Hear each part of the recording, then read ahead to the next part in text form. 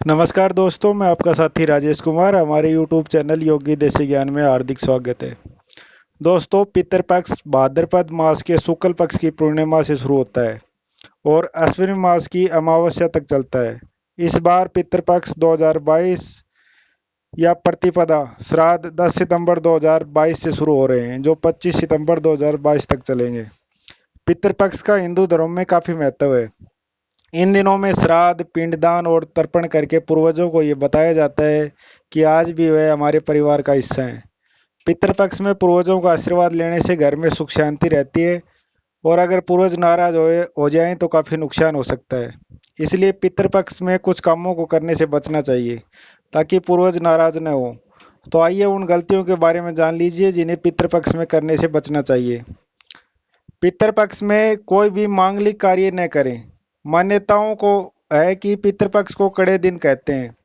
इन दिनों में कोई भी मांगलिक कार्य करने की मनाही होती है, इसलिए इन दिनों में आप कोई भी मांगलिक कार्य जैसे शादी, पिंडदान या सगाई, ऐसे किसी भी काम को करने से बचना चाहिए। इन दिनों में नए कपड़े भी ना खरीदें।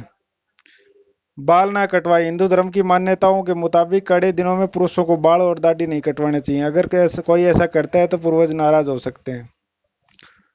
खुशबू वाली चीजें लगाने से बचें। कई लोग रोजमर्रा में परफ्यूम या सेंट लगाते हैं, लेकिन पितृपक्ष के 16 दिनों में सेंट, इत्र या परफ्यूम लगाने से बचें। तामसी भोजन से बचें।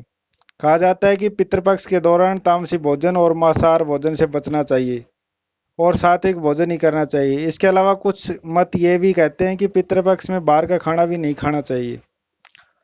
आखिरी दिन करे श्राद्ध। पुराणों में कहा गया है कि पितृपक्ष के आखिरी दिन यानी अश्विनी माह की अमावस्या को सभी पूर्वजों को ध्यान करके उनका श्राद्ध करना चाहिए। ऐसा माना जाता है कि श्राद्ध से वे प्रसन्न होते हैं और आशीर्वाद देते हैं। अब सवाल आता है, कौन किसका श्राद्ध कर सकता है। इस बारे में ग्रंथों के हवाले से बताया गया है कि गौतम धर्मसूत्र का कहना है कि पुत्र न हो तो भाई, भतीजे, माता के कुल के लोग यानी मामा या ममेरा भाई या शिष्य श्राद्ध कर्म कर सकते हैं। इनमें से कोई भी न हो तो कुल पुरोहित या आचार्य श्राद्ध कर्म कर सकते हैं। परिवार या कुल का कोई सदस्य न बचा हो तो उनका श्राद्ध कुल पुरोहित या आचार्य भी कर सकते हैं। पिता के लिए पिंडदान और जल तर्पण पुत्र को करना चाहिए। पुत्र न हो तो पत्नी और पत्नी न हो तो सगा भाई भी श्राद्ध कर्म कर सकता है। विष्णु पुराण में कहा गया है कि मृत व्यक्ति के पुत्र, पौत्र, भाई की संतति पिंडदान करने के अधिकारी होते हैं। मार्कंडेय पुराण में कहा गया है कि अगर किसी व्यक्ति का पुत्र न हो तो उसकी बेटी का पुत्र भी पिंडदान कर सकता है। वो भी न हो तो पत्नी बिना मंत्रों के श्राद्ध कर्म कर सकती है। पत्नी भी न हो तो कुल की किसी व्यक्ति द्वारा श्राद्ध कर्म किया जा सकता है। माता पिता कुंवारी कन्याओं को पिंडदान कर सकते हैं। शादीशुदा बेटी के परिवार में कोई श्राद्ध करने वाला न हो तो पिता उसको भी पिंडदान करवा सकता है। बेटी का बेटा और नाना एक दूसरे को पिंडदान कर सकते हैं। इसी तरह दामाद और ससुर भी एक दूसरे के लिए पिंडदान कर सकते हैं। बहू भी अपनी सास को पिंडदान कर सकती है। तर्पण और श्राद्ध के लिए कब श्रेष्ठ समय और पितरों से जुड़ी जरूरी बातें। पितृ शांति के लिए तर्पण का श्रेष्ठ समय संगम काल यानी सुबह 11:30 से लेकर 12:24 तक माना जाता है। इस समय जल से किए तर्पण से पितृदोष से मुक्ति मिलती है। पितृ कार्य करने के साथ पितरों की प्रसन्नता के लिए पितृ स्रोत का पाठ भी करना चाहिए। पुराणों का कहना है कि पितरों की भक्ति से पुष्टि, आयु, वीर्य और धन की प्राप्ति होती है। सबसे पहले पिता को, उसके बाद दादा को, उसके बाद परदादा को पिंडदान देना चाहिए। यही श्राद्ध की विधि है। तर्पण करते समय पिता, दादा और परदादा आदि के नाम का स्पष्ट उच्चारण करना चाहिए। हर पिंड के दान के वक्त एकाग्रचित होकर गायत्री मंत्र का जाप तथा सौम्याय पितृमते सवा मंत्र बोलना चाहिए। अग्नि में हवन करने के बाद जो पितरों के निमित्त पिंड दान दिया जाता है उसे ब्रह्म और राक्षस भी दूषित करते हैं। श्राद्ध में अग्निदेव को उपस्थित देखकर राक्षस भी भाग जाते हैं।